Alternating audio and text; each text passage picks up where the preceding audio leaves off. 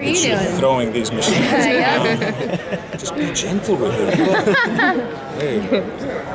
So your character's a bit of a mystery. What can you tell us a little about him? Nothing. It's a mystery.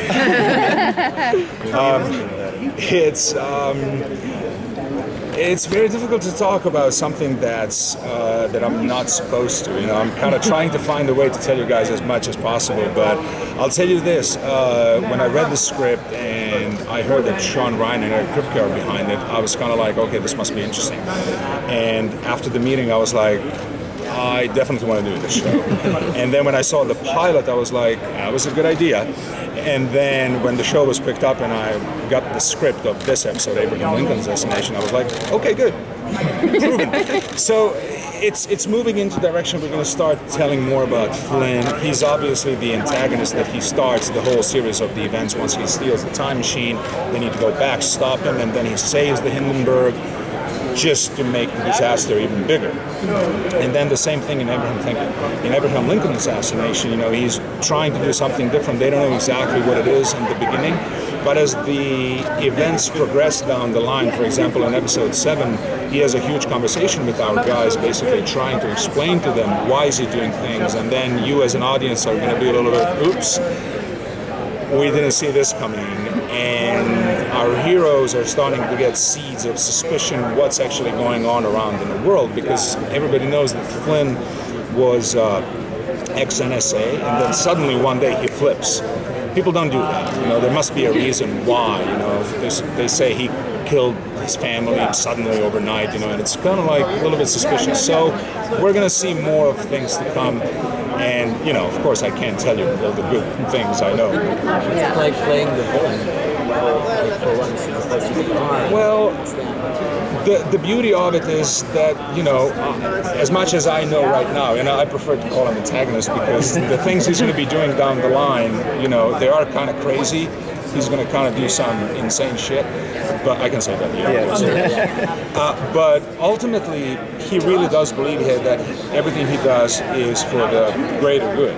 Now, the greater good has been misused in our history so many times, so it can go either way. But I really do believe that he is. I, even as an actor, sometimes have difficulty doing things that they make me do. Like in this episode, to pull the trigger. It's really difficult for you as a human being, to shoot that guy who's represents so much greatness and goodness. And they're going to put me in a situation like that many times through the episodes to come. But eventually there is a payoff, and you understand why he does things that he does. I'm not saying he's not a bad guy. I'm just saying it's a mystery. Are we going to have an episode from his perspective? That's coming. You spoke to Eric, probably. No? We'll have to ask him about that. How much did you know, did Eric and Sean tell you a bunch of things about your character that you had to keep secret from your cast members when filming the pilot? Not so much from my cast members, because they know pretty much as I know.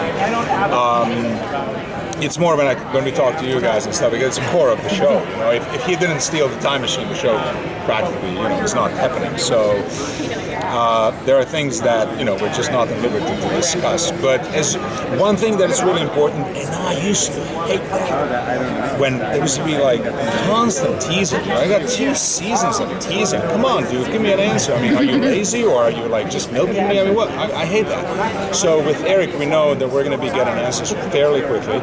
We actually wanted to answer even more by episode. We're shooting episode 8 now, so we wanted to even answer more, but that network was kind of like, no, guys, we need to slow down a little bit. So it's constant kind of fight with us.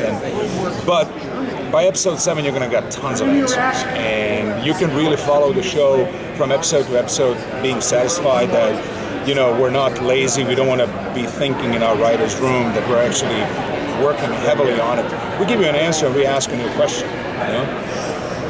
Obviously, your character knows a lot about history in order to manipulate it. Did doing this part sort of inspire you to start learning more on your own about the sort of different timelines that you were manipulating? Well, a funny fact is, if in Croatia, my country, pretty much used to be, now it's a little bit different, but used to be, you cannot be an actor if you don't finish academy with amount of cards. Very difficult to get in. One school in the whole country, kind of like tricky audition and stuff like that. So my backup plan was to become a professor of history and geography. So I was always kind of like, always liking it. I always been reading books about it. And so when this show came about, I was like, really? I'm like, this sounds so cool, you know? So going into all these times of events that I'm very familiar with, but then, you know, they hit me with Abraham Lincoln assassination. I didn't know it's supposed to be all these people assassinated in a period of half an hour. I really didn't know that. So every time we kind of discover something more, and then if we go into the 60s, for example, we find out something about JFK, and in this case, JFK is not a lead character of the show. He's kind of like on the sidelines, but somebody who's close to him has a piece of information that we need. So you're gonna be introduced to some events that are not so famous in the history, and I think that's the core of the show. That we're gonna be mixing these kind of big events with these events that are interesting, but not many people know about them. Do we figure out anything about some of the men that are with Flynn? Do we ever meet them as distinct characters? Well, down the line. I mean, we have so many bigger fish to fry right now, you know, that we're gonna, you know, but we do, of course, the major characters with Flynn is Anthony Brule, who's gonna be heavily evolved because he's the only pilot, you know. Matt Frewer's character. Yeah. So two of them are the only people who are able to pilot this time capsule.